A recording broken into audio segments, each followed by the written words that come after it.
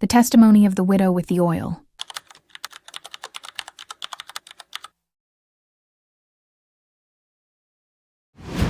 I am the widow known as having only a small jar of oil.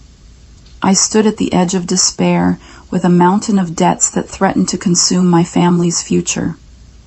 My story is one of desperation, faith, and the overflowing mercy of God. My husband, a faithful servant of the Lord, had died, leaving me with 2 sons. His death had a profound impact, not just emotionally, but financially. I had lost my partner, my protector, and the father of my children. But worse than the grief, I was left with nothing. There were no savings, no land to sell, no means to provide.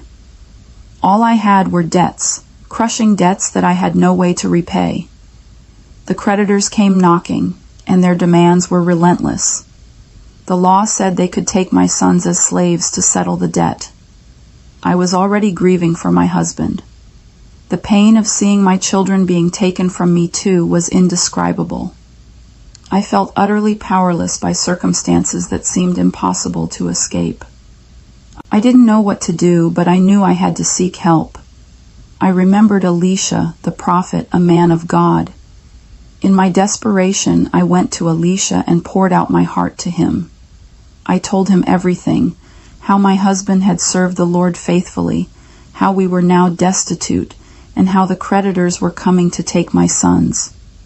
I expected him to give me some money or offer help in some practical way, but instead he asked me a question that caught me off guard. He asked what I had in my house. The answer was simple. I had just a small jar of oil, a jar so insignificant that it couldn't possibly make a difference. But I told him about it anyway. Elisha's response was unlike anything I expected. He didn't offer me food or money. Instead, he gave me instructions that made little sense at the time. He told me to go to all my neighbors and ask for empty jars, lots of them. He told me to take the oil I had and start pouring it into the jars one by one. And he said for me to gather many jars. I didn't understand how any of this would help, but I trusted that God was working through Elisha. So my sons and I went to every neighbor we could find, asking for jars, big ones, small ones, whatever we could get.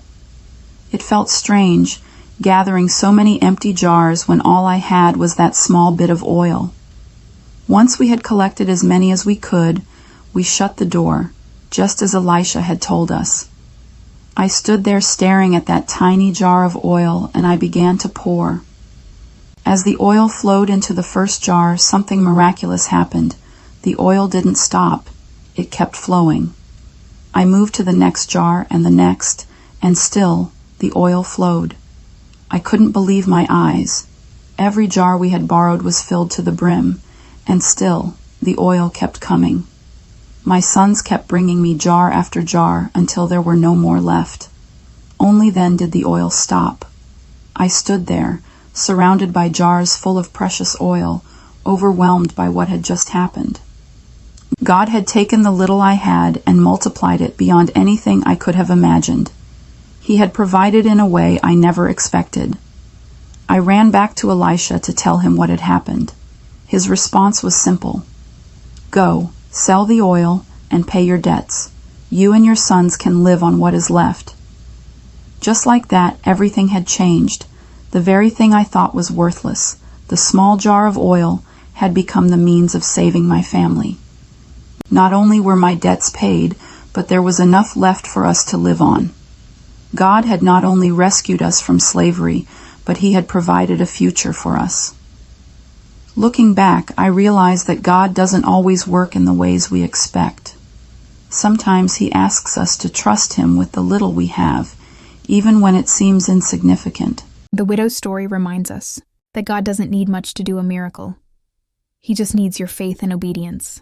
What small thing are you holding that God could multiply?